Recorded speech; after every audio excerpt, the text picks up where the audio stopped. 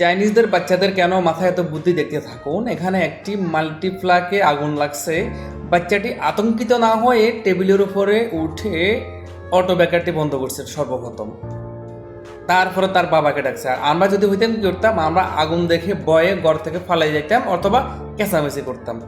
আরেকটা এখানে পার্থক্য কি জানেন, আমরা বাচ্চাদেরকে শিক্ষা দিয়ে ভাত না খাইলে ফোন ধরিয়ে দেওয়া, কার্টুন দিয়ে বা যে কোনো নাচ গানের ভিডিও দেখিয়ে।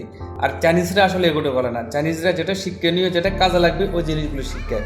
যেমন এই বাচ্চাটিকে দেখিয়ে আপনারা বুঝতে পারবেন এই বাচ্চাটিকে শিখিয়ে দেওয়া হয়েছে। আমরা এই জন্যে সবার পিছনে পড়ে গেছি। দেখতে থাকুন, এটা অনেক শিক্ষণীয় একটা ভিডিও।